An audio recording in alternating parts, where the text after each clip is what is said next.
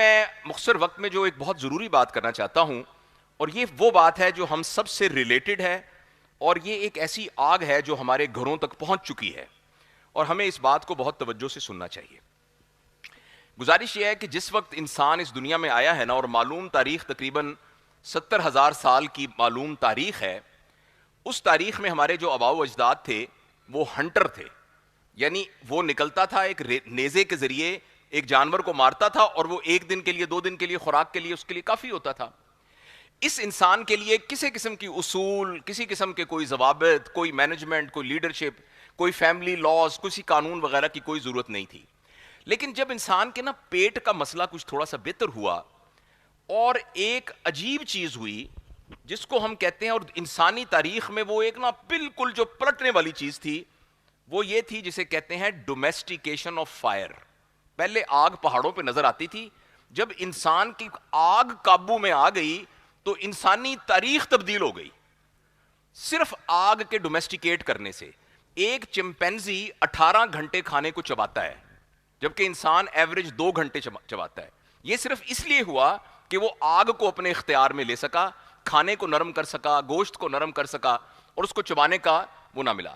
اور وہ جو ہمارے ایوولوشن کے سائنٹسٹ بتاتے ہیں، وہ یہ کہتے ہیں کہ جس وقت کھانے کے اوپر انرجی کم خرچ ہونی ہوئی تو زیادہ انرجی برین کے لیے اویلیبل ہوئی، اور انسان نے سوچنا شروع کر دیا۔ اب کھانے پینے کے علاوہ انسان کے ذہن میں اس طرح کے سوال آنے لگ گئے جو آفاقی سوال تھے، مثلا مجھے پیدا کس نے کیا ہے، مثلا مرنے کے بعد کیا ہوگا، مثلا یہ زلزلے کیسے ہوتے ہیں، یہ پہاڑ کیسے آتے ہیں۔ اس طرح کے سوال انسان کے ذہن میں آنے شروع ہو گئے، اور ہمیں پرانے تاریخ کے جو اساتذہ ہیں وہ بتاتے ہیں اس کے فطری نتیجے میں ان بلڈ انسان کے اندر ایک خیال پیدا ہوا کہ ان سب کا کوئی پیدا کرنے والا ہے۔ لہٰذا اولین انسان توحید کا قائل تھا، اور یہ کہتا تھا کہ کوئی ایک پیدا کرنے والا ہے۔ اور میں آپ کو حیران کن بات بتاؤں کہ اس 70,000 سال سے لے کر آج سے تقریباً 100-150 سال تک صرف کوئی بھی مذہب، کوئی بھی یعنی فرقہ، کوئی بھی تہذیب، ہر تہذیب میں ایک ڈیوائن، ایک پیدا کرنے والے کا کانسیپٹ تھا۔ چاہے ہندو ہوں، چاہے گریک یعنی ہماری وہ تہذیب ہو، چاہے ایجپشین ہو، چاہے جو سامی مذہب ہیں یہاں کے سارے، ہندو ہے، بدھ مت ہے، جین مذہب ہے، اور یہ یا چائنا کا جو کنونشنل مذہب تھا، ان سب کے اندر ایک پیدا کرنے والے کا کوئی نہ کوئی کانسیپٹ ضرور تھا، اس کا نام چاہے جو کچھ بھی ہو۔ اچھا، اس کے بعد نا دنیا میں ایک بڑی زبردست تبدیلی آئی، عجیب تبدیلی آئی، اور وہ تبدیلی، اس تبدیلی کو میں یہاں روک کر آپ کو یہ بتانا چاہتا ہوں کہ جس وقت انسان ہنٹر تھا نا، اس بات کو ذرا یہیں یاد رکھیے گا اور پارک رکھیے گا، تو انسان نے کچھ عرصے کے بعد جب یہ آگ کو قابو میں کر لیا تو ایک اور دور شروع ہوا جو کہ زراعت کا دور تھا، اور انسان نے دیکھا کہ ایک کسی جانور کو مار کے تو 1 دن کا گزارا ہوتا تھا، مگر زراعت کے ذریعے تو وہ 6-6 مہینے 8-8 مہینے کا غلہ اکٹھا کر سکتا تھا۔ اس کو ہم ایگریکلچرل ایج کہتے ہیں، اور اس ایج میں یہ ہوا کہ وہ بڑا انسان تھا جس کے پاس زمینیں زیادہ تھیں، جس کو لینڈ لارڈ کہتے تھے، جس کے پاس زمینیں زیادہ ہیں وہ بہت بڑا ہے۔ اسی لیے حکومتیں یورپ کو چھوڑ کر آ کر زمینوں پر قبضہ کرتی تھی۔ یہ سارا ہندوستان پاکستان قبضے میں تھا، یہ سارا ادھر آسٹریلیا قبضے میں تھا، کیونکہ جس کے پاس زمین زیادہ تھی وہ بڑا تھا۔ اچھا، اس کے بعد ایک اور دور آیا جس کو انڈسٹریل دور کہتے ہیں، پہیے کی ایجاد کے بعد۔ اب یہ ہوا کہ جتنی زمین سے آپ کما سکتے تھے، انڈسٹری سے اس سے لاکھوں گنا کما سکتے تھے، اس کو ہم انڈسٹریل دور کہتے ہیں۔ اور اس دور میں بڑا وہ تھا جس کے پاس مشینیں زیادہ تھیں، لہٰذا ہینری فورڈ بڑا تھا، اور اس طرح کے لوگ بڑے تھے جن کے پاس ٹاٹا بڑا تھا، جن کے پاس مشینیں بہت تھیں، جن کے پاس انڈسٹری بہت تھی۔ اچھا، اب یہ ہوا کہ اب پچھلے کوئی 30-40 سال سے انسان انڈسٹریل ایج سے ایک اور ایج میں آ گیا ہے جس کا نام ہے نالج ایج۔ نالج ایج دھوکے میں اس کا نام ہے، اصل میں اس کا نام ہے انفارمیشن ایج۔ علم اور اطلاع میں بہت فرق ہے، لیکن لوگ اس کو نالج ایج کہتے ہیں، مگر وہ ہے انفارمیشن ایج۔ جس کے پاس زمینیں زیادہ ہیں وہ بڑا تھا، پھر جس کے پاس مشینیں زیادہ تھی وہ بڑا تھا۔ اب یہ دور ہے جس کے پاس انفارمیشن زیادہ ہے وہ بڑا ہے۔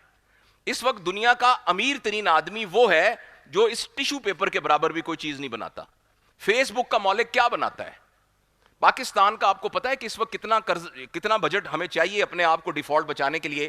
$45 بلین، $45 بلین، اور ایک آدمی دنیا کا ہے تو اس کو خیال آیا, جیسے آپ کو اچانک خیال آیا کہ آپ کوئی نیا برانڈڈ سوٹ خرید لیں, تو آپ کی انکم کا 0.0005% خرچ ہوگا, مے بی اس سے بھی کم, تو آپ برانڈڈ سوٹ لے لیں گے. تو اس شخص نے ایک چیز خریدی ہے, اس کو شوق ہوا ہے, اور وہ خریدی ہے $42 بلین کی ایک بندے نے, اور پاکستان کو کتنی ضرورت ہے؟ $45 بلین. اور وہ جو چیز ہے وہ اس ٹیشو پیپر اور سوئی کے برابر بھی نہیں ہے, اس کا نام ہے ٹویٹر. اب $45 بلین کا ٹویٹر کیوں خریدا گیا ہے؟ اس لیے کہ اس میں انفارمیشن ہے. لہٰذا میں آپ کو یہ بات بتانا چاہتا ہوں کہ پہلے زمینوں والا بڑا تھا, پھر ہوا مشینوں والا بڑا, پھر ہوا انفارمیشن والا بڑا, اور انفارمیشن کا دوسرا نام تھا ڈیٹا. لہٰذا اب ذرا خطرناک باتیں شروع ہونے والی ہیں. لہٰذا آج سے تقریباً 50 سال پہلے یہ سوچا گیا کہ ڈیٹا اکٹھا کیا جائے. تو ڈیٹا اکٹھا کرنے کے لیے ڈیٹا کس کا چاہیے تھا؟ انسانوں کا. تو تمام انسانوں کو ایک کرامن کاتبین اس کے ساتھ لگا دیا گیا.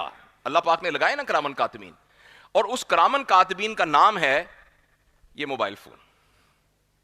آپ بالکل مت سمجھیے کہ یہ آپ کی سہولت کے لیے ہے, اس پر بیٹھ کر آپ ساتھ والوں سے اپنی بیٹی سے بات کر لیتے ہیں, بیٹے سے بات کر لیتے ہیں, بیٹھ کے ویڈیو بنا لیتے ہیں.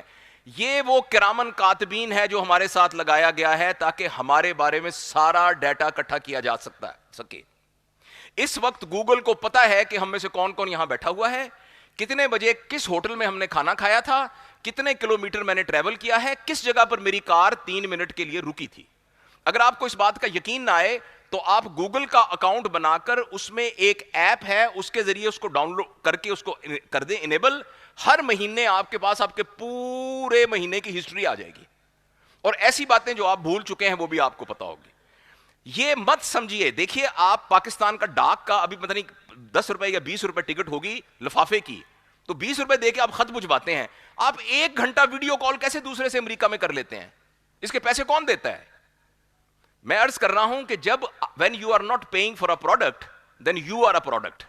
ایکچولی اس موبائل کی پروڈکٹ ہم ہیں. اس کے ذریعے پچھلے 30-40 سالوں میں میری, آپ کی, جناب محترم انور مسعود صاحب کی, آپ کی, سب کی, ہم سب کی فائلیں ڈیٹا کی شکل میں گوگل کے پاس موجود ہیں. اور اس ڈیٹا کے ذریعے نہ صرف یہ پتا ہے کہ میں کہاں رہتا ہوں, میری عمر کتنی ہے, میرے کتنے بچے ہیں, میری بیوی کون ہے, میرے بچے کیا کرتے ہیں. جب ایک تصویر آئی جس میں ایک بیچ تھی, جس بیچ پہ ایک لڑکے نے ایک لڑکی کا بازو پکڑا ہوا تھا اور لڑکی نے ایک گھوڑے کی, کتے کی وہ چین پکڑی ہوئی تھی, میری آنکھیں کس کے اوپر زیادہ منجمد ہوئیں, کہاں میری پیوپل زیادہ ڈائلیٹ ہوئی, یہ اس پیٹرن کو بھی ریکارڈ کر کے یہ بھی اندازہ لگایا جا چکا ہے کہ میرا اندر کا مزاج کیا ہے. آپ اس بات کو مذاق مت سمجھیں. ایک زمانے میں ہم کہتے تھے ہیومنز آر ہیکیبل. میں عرض کرتا ہوں یہ غلط ہے. Humans have already been hacked. اگر آپ کو یقین نہیں آتا, آپ ابھی بیٹھے بیٹھے, یہ ہماری بہن جو ہے یہ کس ساتھ ڈاکٹر صاحبہ کسی اور بہن سے کہیں کہ یہ سوٹ بڑا خوبصورت پایا ہے تسی, یہ کتوں ملتا ہے, یہ مطلب میں تے دیکھا سی اس دکان تے نہیں سی, ایک کیڑی دکان تو ملتا ہے, رنگ مینوں بہت پسند ہے. اب آپ گھر جائیں گی نا, آپ کا جو فیس بک کے اوپر پہلا ایڈ آئے گا نا, وہ ان کپڑوں کا ایڈ آئے گا, چاہے آپ نے یہ اب آزما کے دیکھ لیجئے. تو میرے بہت ہی پیارے بہنوں اور بھائیوں, ہم سب کا ڈیٹا موجود ہے. اب میں اس کو, جہاں میں نے بات روکی تھی, جس کے پاس زمینیں زیادہ ہیں وہ امیر تھا, پھر جس کے پاس مشینیں زیادہ تھیں, اب جس کے پاس ڈیٹا زیادہ ہے وہ امیر ہے. اب میں اس کو کمپیئر کرتا ہوں کہ جس ایک وقت تھا جب پوری دنیا کسی ڈیوائن خدا کو مانتی تھی, اب اتنی بڑی چھتری کے نیچے وہ تمام لوگ جن کے منصوبے کے اندر اس ڈیٹا کو استعمال کر کے انسانوں کو ہیک کرنا تھا, انہوں نے اس چھتری سے آزاد کرنے کے لیے ایک بہت ہی دل فریب نعرہ کریٹ کیا جس کا نام تھا ہیومن رائٹس, انسانی حقوق. اور ہم کہتے ہیں ہم انسانی حقوق کے علمبردار ہیں. میں آپ کو عرض کرنا چاہتا ہوں یہ بہت بڑا ٹریپ تھا جس میں یہ کہا گیا کہ معاذ اللہ کی ذات یا کسی کی کوئی ذات کون ہوتی ہے یہ فیصلہ کرنے کے لیے کہ جاوید اقبال کیا کرے. اور جس بندے نے یہ پروجیکٹ شروع کیا اس کا نام تھا ایمانوئل کانٹ, اور کانٹ ایک بہت بڑا فلسفر تھا. اس نے ایک پروجیکٹ شروع کیا جس کا نام تھا پروجیکٹ آف انلائٹمنٹ. اس پروجیکٹ میں اس نے کہا کہ جو 5 حواس خمسہ سے جن چیزوں کو ہم پرکھ سکتے ہیں, اس کے علاوہ کسی چھٹی ذریعے سے علم کو حاصل کرنا بے سود ہے, اور وہ علم نہیں ہے.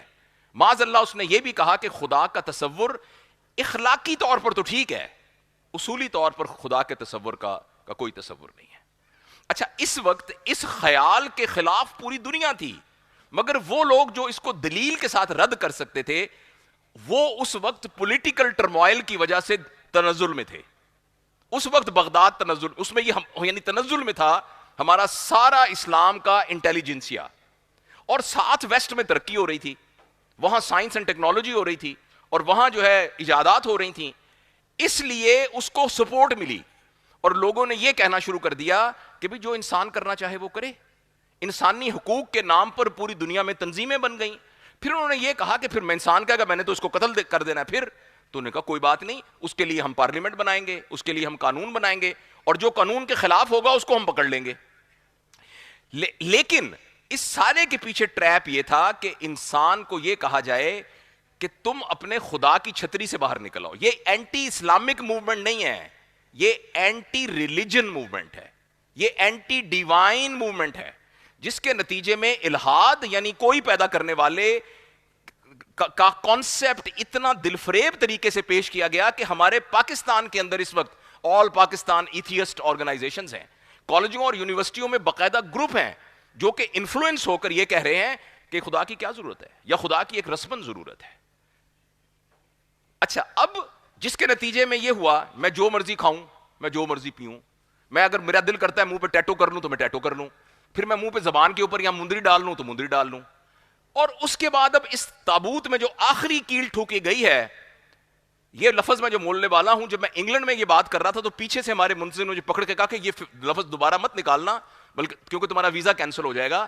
یہ ہیٹ سپیچ ہے، اور وہ ہے LGBT، جس میں آخری بات کہ خدا کو اس بات کا بھی حق نہیں ہے معاذ اللہ کہ وہ فیصلہ کرے کہ میں مرد ہوں کہ میں عورت ہوں.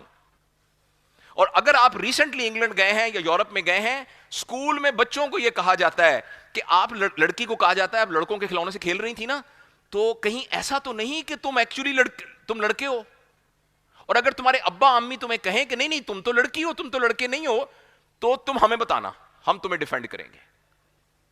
میری بیٹی وہاں انگلینڈ میں رہتی ہے، وہ ڈاکٹر ہے، تو اس کو ٹریننگ دی گئی کہ جیسے اب آپ تشریف لائیں گے تو میں آپ سے پوچھے بغیر میل لکھ دوں گا، یہ بہن آئیں گی تو میں پوچھے بغیر فیمیل لکھ دوں گا. آپ انگلینڈ میں ایسے نہیں لکھ سکتے، آپ نے پوچھنا ہے کہ what do you want to be called, آپ کو میں کیا کہوں، اور اگر آگے سے کہوں کہ مجھے جاوید اقبال کہیں تو آپ کو کوئی اعتراض نہیں ہوگا. لیکن اگر میں یہ کہوں کہ مجھے کلثوم اختر کہیں تو آپ اعتراض نہیں کر سکتے. وہ کہیں جی آپ کی داڑھی ہے، آپ کی مونچھیں ہیں، آپ تو مطلب ہے جاوید اقبال ہیں. میں کہتا ہوں چونکہ میں محسوس کرتا ہوں کہ میں کلثوم اختر ہوں، اور اگر آپ نے کہا کہ نہیں تم تو کلثوم اختر نہیں لگتے، میں آپ کے خلاف عدالت میں مقدمہ کر سکتا ہوں. یہ سب باتیں ہوائی باتیں نہیں ہیں، یہ دنیا میں ہو رہا ہے. اور ایکچولی ہم سمجھ رہے ہیں کہ یہ ایسی مطلب ایک طرح کی ایک موومنٹ ہے، یہ ایک موومنٹ نہیں ہے، یہ ایکچولی آخری خدا کی اس چھتری سے نکالنے کی کوشش ہے. اور اس کوشش کا جو اعلی کار بنا ہے وہ یہ ڈیجیٹل ورلڈ بنی ہے، جس کی وجہ سے ہم نے اپنے ہاتھ کاٹ کے اپنا سارا ڈیٹا ان کو دے دیا ہے. اور ہم اس قدر عادی ہو گئے ہیں کہ ہمارے گھر کے اندر موبائل کو یوز کرنا یہ ہمارا بنیادی کام ہے. کھانا پینا، امی کی خدمت کرنا، سونا، نماز پڑھنا، یہ ایک ضمنی کام ہے. بنیادی کام جو ہے اس کے ساتھ ہمارا ایک تعلق ہے، جس کے ذریعے انسان سے جدا ہو رہا ہے. انسان کو انسان کی کوئی ضرورت نہیں ہے. امریکہ میں پہلی دفعہ گیا تو رستہ پوچھتے تھے تو وہ گھر تک چھوڑ کے آتا تھا. اب کسی سے رستہ پوچھیں وہ گھور کے دیکھتا ہے، وہ کہتا ہے یو ہیو اے گوگل. اور سڑکوں میں لوگ اس کو دیکھ کر جا رہے ہیں. انسان کو انسان کی ضرورت نہیں ہے. گھر میں بیٹھک کی ضرورت نہیں ہے کیونکہ اس میں چیٹ روم موجود ہے. آپ کو بازاروں میں جانے کی ضرورت نہیں ہے کیونکہ اس کے اندر آپ کی ساری مارکیٹنگ کا آن لائن ساری چیزیں موجود ہیں.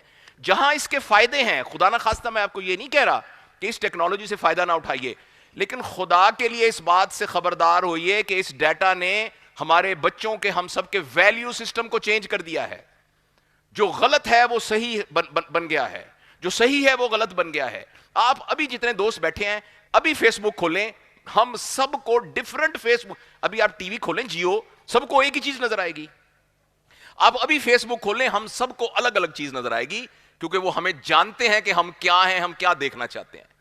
اور زیادہ امکان یہ ہے کہ اگر میری 12 سال کی بیٹی نے کھولا تو اس کو ایک ایسی تصویر میں ایک ایسی لڑکی نظر آئے گی جس نے ایسا لباس پہنا ہوگا جو پاکستان میں ملتا ہی نہیں ہے، اور میں کبھی سوچ بھی نہیں سکتا کہ میری بیٹی اس قسم کا لباس پہنے گی. اور نہ صرف وہ لباس پہنا ہوا ہوگا بلکہ وہ ایسی حرکتیں کر رہی ہوگی کہ جو میں دیکھ بھی نہیں سکتا اور سوچ بھی نہیں سکتا. اور میری بیٹی اس کو 12 سال کی انجوائے کر کے، اس کو نارمل سمجھ کے، اس کو پیٹرن سمجھ کے اس کے مطابق اپنے مائنڈ کو ڈھال چکی ہے. اور یہ بہت خطرناک بات ہے. اب اس کا جو لہذا پہلے جس کے پاس زمین تھی وہ بڑا تھا، پھر مشینیں تھیں وہ بڑا تھی، پھر جس کے پاس ڈیٹا تھا وہ بڑا ہے. ادھر پہلے خدا کی ماننی تھی، پھر کہا کہ نہیں میں نے اپنی ماننی ہے ہیومن. مگر یہ بھی ایک ٹریپ ہے، بڑی چھتری سے نکال کے اب ایک اور زنجیری میں قید کیا جا رہا ہے. اور اب نہ اللہ کی ماننی ہے نہ اپنی ماننی ہے، بلکہ ڈیٹا کے نتیجے میں جو الگوریدمز ڈیولپ ہوئے ہیں ان کی ماننی ہے. اور وہ جو الگوریدمز ہیں وہ الگوریدم کے مالک وہ ہیں جو پوری دنیا میں 1000 2000 لاکھ بندے ہوں گے جن کے پاس پوری دنیا کا سرمایہ ہے، اور ہم سارے اس کی پروڈکٹ ہیں اور ان کی پروڈکٹ کی طرح پہ یوز ہو رہے ہیں. میں آپ کو بس 2-3 تھوڑی سی باتیں کر کے کروں کیا، ہم کریں کیا، یہ عرض کر کے میں صرف اجازت لوں گا. فرض کریں ایک لڑکا، آپ اس کو مذاق مت سمجھیے گا، فرض کریں ایک لڑکا کہتا ہے کہ میں کیسے فیصلہ کروں کہ میں نے کون سی یونیورسٹی میں کرنا ہے، تو الگوریدم اس کو بتا دے گا. میں آج کھانا کون سا کھاؤں، الگوریدم بتا دے گا. میں شادی کس لڑکی سے کروں، یہ بھی الگوریدم بتا دے گا. اور اگر وہ یہ کہے کہ میں تو اس لڑکی سے شادی کرنا چاہتا ہوں کیونکہ میں اس سے محبت کرتا ہوں، تو الگوریدم اس کو یہ کہے گا ہم آپ کو بھی جانتے ہیں، ہم اس لڑکی کو بھی جانتے ہیں، آپ کا بھی ڈیٹا ہمارے پاس ہے، اس کا بھی ڈیٹا ہمارے پاس ہے. ہمارا 95% کانفیڈنس انٹرول کے ساتھ یہ پریڈکشن ہے کہ اگر آپ نے اس سے شادی کی تو دسمبر کی 12 تاریخ کو آپ کی طلاق ہو جائے گی، اور زیادہ امکان ہے کہ دسمبر کی 12 کو طلاق ہو جائے گی. یہ اتنی خطرناک بات ہے. اس لیے میرے بہت ہی پیارے دوستو، اس وقت خطرہ یہ نہیں ہے کہ اتحیات میں انگلی یوں کر کے کھڑی کرنی ہے کہ یوں کر کے کھڑی کرنی ہے، ہاتھ یہاں باندھنے. خطرہ یہ ہے کہ دنیا اللہ کو چھوڑ رہی ہے. خطرہ یہ ہمارے نوجوان ہماری یونیورسٹیوں میں اس بات پر باغی ہو رہے ہیں کہ اللہ موجود بھی ہے کہ نہیں موجود ہے. اور ہم اپنے گھر میں بچے جس تربیت کے نظام سے پال رہے ہیں اس کے نتیجے میں یہ نسل پیدا ہونے والی ہے. اس لیے کریں کیا، 2-3 بات کر کے عرض کرتا ہوں. پہلی بات یہ ہے، خدا کے لیے اس کے استعمال کو صرف 2 کاموں کے لیے محدود کر دیں. ایک انفارمیشن اور ایک کمیونیکیشن. آپ نے مجھ سے بات کرنی ہے، بیٹی کے ساتھ آڈیو میں بات کرنی ہے، بات کیجیے. انفارمیشن، میں ڈاکٹر ہوں، میں دیکھتا ہوں کہ اوہ یہ دوائی پریگننسی میں ہے ٹھیک کہ نہیں، میں نے دیکھا فٹافٹ جواب آ گیا. اچانک ایک لفظ کا مطلب پتا، میں نے لکھا وہ آ گیا. بہت زبردست ٹول ہے، آپ کے بچے اس سے آن لائن پڑھ رہے ہیں انفارمیشن کے لیے. لیکن انٹرٹینمنٹ کے لیے یہ سب سے خطرناک ٹول ہے. پلیز اپنے بچوں کو، اپنے آپ کو انٹرٹینمنٹ کے لیے اس انسٹرومنٹ سے، سکرین سے ان کی جان چھڑائیے. ہمیں معلوم نہیں ہے غیر محسوس طریقے سے کیا ڈیٹا ہمارے بچوں کے دماغوں میں جا رہا ہے. ہم کہتے ہیں نا ان کا اخلاق خراب ہوگا، ان کا اخلاق نہیں خراب ہوگا. اخلاق میرا اور آپ کا خراب ہوگا جن کو پتا ہے برائی کیا ہے اچھائی کیا ہے. ہم اگر خدا نہ خواستہ کوئی ننگی ویڈیو دیکھیں گے، میرا اور آپ کا اخلاق خراب ہوگا. ہمارے بچے اگر وہ دیکھیں گے، ان کا اخلاق نہیں خراب ہوگا، ان کا مزاج خراب ہوگا. وہ اس کو نارمل سمجھیں گے، ان کا پیٹرن یہ بن جائے گا. ولایت میں ایک لڑکی کچھی پہن کے پھر رہی ہوتی ہے تو اس کو کیوں نہیں برا لگتا؟ کیونکہ اس کے مزاج میں یہ بری بات نہیں ہے. ہمارے بچے کے لیے بری بات نہیں ہوگی. کیا آپ کو پتا ہے کہ انگلینڈ کے اندر گے ماسک کا افتتاح ہو چکا ہے؟ گے ماسک. اور اس کلیم کے ساتھ کہ اسلام جو ہے وہ بڑا وسیع القلب ہے، تو اسلام میں تو کوئی نہیں ہے، تو اگر ہم گے ہیں، ہمارا سیکسول بیہیویئر یہ ہے، تو بس ٹھیک ہے. یہ ہے، اس سب میں ہم سب کو بہت خبردار ہونے کی ضرورت ہے. اپنے گھروں پہ ہم نظر رکھیں. 3-4 باتیں بس. اسکرین کے استعمال کو لمٹ کیجیے. آپ کے گھر میں جہاں ٹی وی لگا ہوا ہے، بالکل ہمارے گھر میں ٹی وی اس طرح لگا ہوا ہے، معاذ اللہ نقل کفر نباشد، جس طرح خانہ کعبہ میں حجر اسود لگا ہوا ہے. میرے اللہ مجھے معاف کرے اگر میں کوئی کر رہا ہوں. ہمارے گھر کی مرکزی جگہ پر ایک ٹی وی لگا ہوا ہے، اور جس میں سے جو خرافات آ رہی ہیں وہ ہم سب کو پتا ہے. خدا کے لیے اس کو اٹھا کے کسی اور کمرے میں لگائیے. جس نے ٹی وی دیکھنا ہے وہ اس کمرے میں جا کے دیکھ لے. جیسے آپ کے گھر میں ایک ٹوائلٹ ہے، جس کو ضرورت ہوتی ہے وہ اس کمرے میں جا کے رفع حاجت سے فارغ ہو جاتا ہے، تو جس کو ٹی وی دیکھنے کی ضرورت ہو وہ اس کمرے میں چلا جائے. گھر کا بنیادی کام ٹی وی دیکھنا نہیں ہونا چاہیے. اور وہاں کریں کیا؟ وہاں مہربانی کر کے کتابیں رکھیں. وہاں مہربانی کر کے کتابیں رکھیں. آپ کے گھر میں جو بھی بچہ پیدا ہوا ہے نا, اس بچے کو نظر آنا چاہیے کہ دادا جی بھی پڑھ رہے ہیں, دادی اماں بھی پڑھ رہی ہیں, امی بھی کتاب پڑھ رہی ہیں, چاہے وہ فیشن کا میگزین ہی ہے مگر کتاب پڑھ رہی ہیں. اخبار گھر میں دیکھا جا رہا ہے. کتابوں کو خدا کے لیے, ایک بندہ ہے یووال نووا ہرارے, جس نے یعنی ابھی 3-4 کتابیں بڑی مشہور لکھی ہوئی ہیں, وہ ان تمام چیزوں کا وہ بھی ایک پروپوننٹ ہے. اس نے یہ کہا ہے کہ آج سے 10-15 سال بعد انسان دو میں تبدیل ہو جائیں گے, ایک وہ جو کتابوں والے ہوں گے اور ایک وہ جو کتابوں والے نہیں ہوں گے. اور وہ جو کتاب والے ہوں گے وہ سروائیو کریں گے, اور باقیوں کے بارے میں نے صبح بھی بار کونسل میں عرض کیا تھا, اس کے الفاظ میں کہ وہ یہ نہیں کہ وہ جاب لیس ہو جائیں گے, they will not be even job able. تو یہ ہمارے سامنے ہونے والا ہے. خدا کے لیے ہم پڑھنا شروع کریں. دوسری بات, ہم اپنے گھروں کے تذکروں کو چینج کریں. ہمارے گھر میں وہ کیا کریں, ہمارے گھر میں وہ تذکرہ ہوتا ہے جس میں پیسے سیلیبریٹ ہوتے ہیں. یہ بہن سوٹ کہاں سے لیا ہے, یہ تو بڑا اچھا برانڈ ہے, فلانی جگہ پہ سیل لگی ہوئی ہے, اور فلاں کی شادی پہ اس نے یہ پہنا ہوا تھا, یہ فانوس کتنے کا آیا ہے.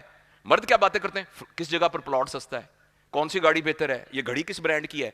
یہ پیسے کو ہم سیلیبریٹ کر رہے ہیں. جب ہمارے گھر میں پیسے کو سیلیبریٹ کیا جائے گا تو پرائمری قدر پیسہ بنے گا. بچے کے نزدیک پیسہ حاصل کرنا مین بات ہوگا, پیسہ حاصل کر کے اس کا کرنا کیا ہے یہ اس کا پرابلم نہیں ہوگا. تو خدا کے لیے گھروں میں پیسے کو سیلیبریٹ کرنے والی باتیں ختم کریں.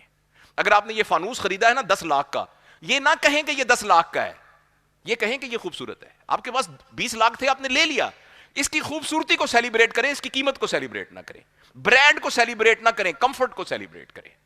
پھر ان کے بدلے میں باتیں کیا کریں, باتیں وہ کریں جن کے ذریعے بچوں کے رول ماڈل ڈٹرمن ہوں. آپ ایمانداری سے بتائیں, آپ کے گھر میں آخری دفعہ یہ کب بات ہوئی کہ حضرت خدیجہ کا کیا زندگی گزارنے کا طریقہ تھا. آؤ میں تمہیں بتاتی ہوں کہ حضرت فاطمہ نے کیا کیا. میں آپ کو بتاتی ہوں کہ حضرت عائشہ نے ایک دفعہ یہ کیا. مصعب بن عمیر کے بارے میں آپ کو بتاتی ہوں. اچھا چلیں, آپ کہیں گے کہ یہ ایک ریلیجس باتیں شروع کر دیں, آؤ بچوں ہم تمہیں آئنسٹائن کے بارے میں بتائیں. آپ کو پتا ہے فیض احمد فاض کون تھے, آپ کو پتا ہے اقبال کیا تھے. میں اقبال کے بچپن کی آپ کو ایک بات سناتا ہوں, بلکہ سیالکوٹ چل کے ان کا گھر دیکھ کر آئیں گے. گھر میں یہ گفتگو ہونی چاہیے. عبدالستاریدی کے بارے میں بچوں کو پتا ہونا چاہیے, ابن خلدون کے بارے میں پتا ہونا چاہیے. حافظ اور سعدی کا تو خیر دور کی بات ہے.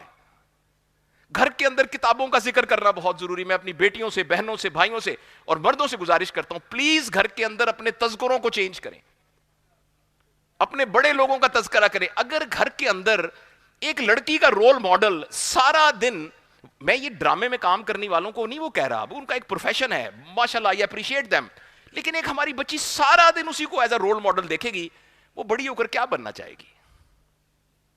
وہ حضرت فاطمہ جیسی کیسے بننا چاہے گی؟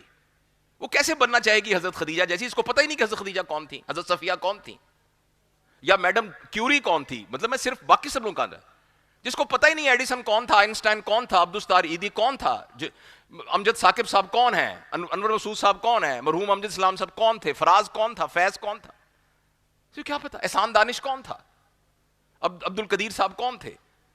جب کسی کو پتہ ہی نہیں ہوگا تو ہمارے رول ماڈل وہی, دیکھیں میں اگین ان کو کوئی برا نہیں کہہ رہا, مگر ہمارے رول ماڈل وہی نچیے بنیں گے. ہمارے بچے نچیے بننا پسند کریں گے بنسبت بڑے آدمی بننا. تو گھروں اس کے ہم ذمہ دار ہیں, ہم گھروں کے اندر اپنے تذکروں کو چینج کریں. 2 باتیں بتا دیں. خدا کے لیے اس میڈیا کے ذریعے تربیت کرنے کی بجائے بچوں کو گود میں بٹھا کے, جیسے نانی اماں, میری نانی اماں تھی, کہندی آ تینوں بات سناواں, ایک سی جن, ایک سی بادشاہ, وہ بڑا غریب سی. اچھا ہم اس بات پر مطمئن ہو جائے کہ بادشاہ تھا, بڑا غریب تھا, وہ صبح صبح لکڑیاں کاٹنے چلا جاتا تھا. یہ کہانی ہم سنتے تھے, ہر دفعہ ایک ہی بات ہوتی تھی, لیکن ہر دفعہ اس میں نئی کہانی ہوتی تھی. خدا کے لیے وہ گود میں بیٹھ کے بچوں کو یہ والی کہانیاں سنائیں بنسبت ان کہانیوں کے. نمبر 2 میں نے کہا ہے کہ کتابیں گھر میں لے کے آئیے, آپ بھی پڑھتے ہوئے نظر آئیں. آپ ایمانداری سے بتائیے گا, میں ہاتھ کھڑا کریں, آپ نے آخری دفعہ کون سی کتاب پڑھی تھی؟ مجھے یاد ہے احمد جاوید صاحب کے پاس, احمد جاوید اللہ ان کو زندگی دے, ایک دفعہ ان کی محفل میں بیٹھا تو کسی نے کہا میری طبیعت بڑی خراب ہے. تو نے کہا آپ نے کل کتاب پڑھی تھی؟ وہ کہتے جی کتاب تو پڑھی تھی. کہنے لگے پھر تو آپ کی طبیعت خراب نہیں ہے, ماشاءاللہ, پھر تو آپ ٹھیک ہے. کتاب کی یہ اہمیت ہے. اور تیسری اور آخری بات, یہ آج صبح مجھے انہوں نے بلایا, میں نے پھر بار کونسل میں بھی عرض کیا, مجھے آج بلایا وہاں کالج میں, اسلامیہ کالج میں, بس یہ آخری بات عرض کر رہا ہوں, اسلامیہ کالج میں مجھے انہوں نے بلایا, تو وہاں لوگ بیٹھے ہوئے تھے, تو جو قاری صاحب نے تلاوت کی نا وہ بہت ہی زبردست قرآن کی آیتیں پڑھی. تو جس سورہ تبارک اللہ کی. تو میں نے اچانک مجھے خیال آیا, میں نے کہا یہ جتنے لوگ یہاں بیٹھے ہوئے ہیں, جس میں ٹیچر, پروفیسر, پرنسپل سب بیٹھے ہوئے تھے, میں نے کہا آپ میں سے کتنے دوست ایسے ہیں کہ جو یہ قاری صاحب پڑھ رہے تھے ان کو پتا چل رہا تھا کہ یہ پڑھ رہے ہیں؟ آپ یقین کریں پورے ہال میں ایک بھی ہاتھ نہیں اٹھا, اور اس میں پی ایچ ڈی بھی بیٹھے ہوئے تھے. تیسری بات یہ ہے, جب اللہ نے ہمیں مسلمان گھرانے میں پیدا کیا تھا تو نبی کا امتی بنا کر پوری دنیا کے لیے ہمیں چوکیدار بنا کر یہ کہا گیا تھا کہ تم نے پوری دنیا کے سارے انسانوں کو جا کے کہنا ہے کہ فکر نہ کرو, تمہارے اکنامک پرابلم ہمارے اللہ نے بتائے ہیں, ہمارے نبی نے بتائے, ہم تمہیں بتاتے ہیں. تم اپنے سوشل پرابلمز کی فکر نہ کرنا, ہم حاضر ہیں. جیسے کہ صحابہ نے بتایا, جیسے تبع تابعین نے بتایا, ہمارے ذمہ یہ بات تھی. اور وہ جو طریقے کا تھا وہ قرآن کی شکل میں دیا ہوا ہے.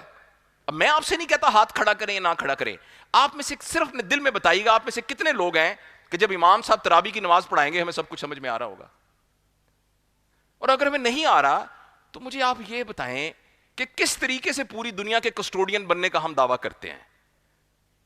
یہ واقعی میری آخری بات ہے, پلیز میرے کہنے پر اپنے بچوں پہ نگاہ رکھیں, اپنے اوپر نگاہ رکھیں, اور اس چیز سے بچائیں جو کہ ہمیں ہیک کر رہا ہے. نمبر 1, ٹی وی کو ہٹا کے وہاں کتابیں لے کے آئیے. گھر کے اندر وہ ڈسکشن کریے جس میں پیسہ سیلیبریٹ نہ ہو, جس میں ویلیوز سیلیبریٹ ہوں, جس میں ویلیوز سیلیبریٹ ہوں. اور آخری بات یہ ہے, خدا کے لیے روزانہ آدھا گھنٹے کے لیے گھر میں ایک کلاس لگائیے جس کے ٹیچر آپ ہوں. سب کو بٹھا کے ایک رکوع ترجمے کے ساتھ قرآن پاک پڑھنا شروع کریں. مہربانی کر کے یہ آج سے شروع کریں. یہ قرآن کا اعزاز ہے, یہ قرآن کا اعزاز ہے کہ یہ آپ کا خود معلم بنے گا, آپ کا خود استاد بنے گا, آپ کے اندر ایسی تبدیلی لے آئے گا جو میں اور آپ سوچ نہیں سکتے. جب نبی کریم صلی اللہ علیہ وسلم کسی کو دعوت کے لیے بھیجتے تھے تو کہتے تھے ان کو قرآن سنانا. تو کسی ایک نے کہا, میں نے ایک روایت میں پڑھا کہ یہ جب میں کسی کو سناؤں گا تبت یدا ابی لہب و تب, ابو لہب کے ہاتھ ٹوٹ گئے, تو اس سے اس کو کیا تبلیغ ملے گی؟ انہوں نے کہا یہ آپ کا کام نہیں ہے, یہ اللہ کے الفاظ ہیں, یہ عام بندے کے منہ سے نکلے ہوئے الفاظ نہیں ہیں. آپ کے ذمہ وہ قرآن کو پریزنٹ کرنا ہے. میں عرض کروں کہ ہمارے گھروں کے اندر قرآن کی کوئی ویلیو نہیں ہے سوائے چوم کے اور بیٹی کی شادی میں اس کے سر کے اوپر رکھ کے اس کو رخصت کرنے کے. اور یہ بہت خطرناک بات ہے, اگر ہم مرنے سے پہلے اپنے پیدا کرنے والے کلام کے بارے میں ہمیں پتہ ہی نہیں ہے, ہم اللہ کو کیا جواب دیں گے؟ اس لیے میں آپ سے گزارش کرتا ہوں کہ یہ 3-4 جو کام میں نے کہی, اللہ مجھے بھی توفیق دے, میں کوشش کر رہا ہوں اس کو کرنے کی. اپنے بچوں کی تربیت کے سلسلے میں مجھ سے بہت غلطیاں ہوئی ہیں, مگر الحمدللہ میرا ایک پوتا اور پوتی ہے. میری پوتی اب تقریباً 1 سال 3 مہینے کی ہے. اس کے سامنے موبائل رکھے نا تو وہ کہتی ہے نہیں, یعنی اس کی تربیت میں یہ ہے کہ یہ نہیں ہے, اور اس نے ابھی تک اسکرین نہیں دیکھی. وہ مطلب 1 سال 2 مہینے کی ہے, اس کو دیکھنے کا شوق ہی نہیں اب, کیونکہ اتنے میں اس کا پیٹرن بن گیا ہے. اس کو تتلیاں پکڑنے کا شوق ہے, اس کو مٹی کے ساتھ کھیلنے کا شوق ہے. الحمدللہ, اللہ کرے میں اس کو میں استقامت کے ساتھ کر سکوں, اور میں نے اپنے گھر میں تجربہ کر کے دیکھا. اپنے بچوں کے سلسلے میں نے وہ ساری غلطیاں کی ہیں جو ہم سب نے غلطیاں کی ہیں, مگر اللہ پاک نے مجھے وہ جو گرینڈ چلڈرن دیے ہیں تو میں نے ان پر یہ آزمایا ہے. اور اس کو دیکھ کے نا کسی کے آپ کے ہاتھ میں دیکھے گی کہے گی نو, کیونکہ اس کو یہ بتایا گیا ہے کہ یہ تو ممنوع ہے اور اس کے لیے ممنوع ہے. اس کو دیں گے اس وقت جب اس کی ایک انڈرسٹینڈنگ ڈیولپ ہوگی. تو اللہ تعالیٰ ہمیں, مجھے امید ہے کہ جس طرح میں نے آپ کو باتیں سمجھائی ہیں, میں ابھی ریسنٹلی انگلینڈ سے ہو کے آیا ہوں, اور ناروے کے اندر ہم نے وہاں 5-6 شہروں میں اسی طرح کے ایجوکیشنل سیمینارز کیے تھے. میں آپ کو بہت سیریسلی بتاتا ہوں کہ یہ ایک بہت انٹرنیشنل پرابلم ہے, اور پوری دنیا کے اندر انسان اب اتنا تنہا ہو گیا ہے کہ اس کو دوسرے انسان کی ضرورت نہیں ہے. اور جب انسان کو دوسرے انسان کی ضرورت نہیں ہوگی تو اس کے اندر ایک اسپرچول گیپ ڈیولپ ہو جائے گا. اس اسپرچول گیپ کو فل کرنے کے لیے دوائیاں کھانی پڑیں گی, اینٹی ڈپریسنٹس کھانی پڑیں گی, شراب پینی پڑے گی, جسم کے اوپر گندے گندے ٹیٹو بنانے پڑیں گے, اور ایب نارمل سیکسول بیہیویئر شو کرنا پڑے گا, اور اینڈ میں چوائس بچے گی سوئسائڈل ٹینڈنسیز. اور اینالسٹس نے ہمیں یہ بتایا ہے کہ جو کچھ ہمارے بچوں کے ساتھ ہو رہا ہے, اگر ہم نے ایسا کیا, اگلے 10-20 سال میں ہم بچوں کے اندر وہ چیزیں دیکھیں گے جو بچوں میں نہیں ہوتی. مثلاً بوریت. ابھی آپ اپنے بچے سے 5 سال کا بچہ کہا کہ میں بور ہو رہا ہوں. بور ہونا بچے کا پرابلم نہیں ہے, کیونکہ بچے کے پاس تو ہر دفعہ کوئی نیا کام کرنے کو ہوتا ہے, لیکن بچہ اس کی وجہ سے اس کا ایڈکٹ ہو گیا ہے کہ یہ کتنا نیا کام بن سکتا ہے اس کے لیے, اور وہ پھر بور ہو رہا ہے. بور ہونے کے بعد اس کے اندر چائلڈہڈ ڈپریشن آئے گی, اس کے اندر سوئسائڈل ٹینڈنسیز آئیں گی. تو اس لیے ہم انفرادی طور پر, اجتماعی طور پر تیز بارش ہو رہی ہے, اس بارش کو ہم نہیں روک سکتے. یہ پوری دنیا میں بارش ہو رہی ہے, میں آپ سے عرض کروں اس سے نہیں روک سکتے ہم, لیکن ہم خود تو رین کوٹ پہن سکتے ہیں, خود تو چھتری لے کے باہر جا سکتے ہیں.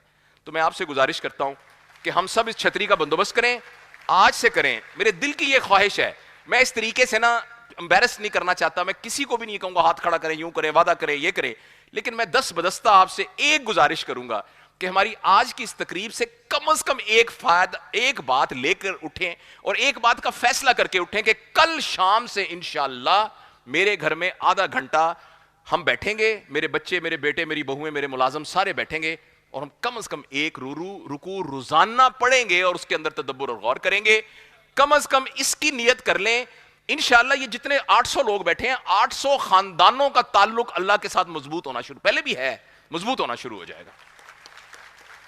بس یہ کچھ گزارشات تھیں جو میں نے سوچا میں آپ سے شیئر کروں.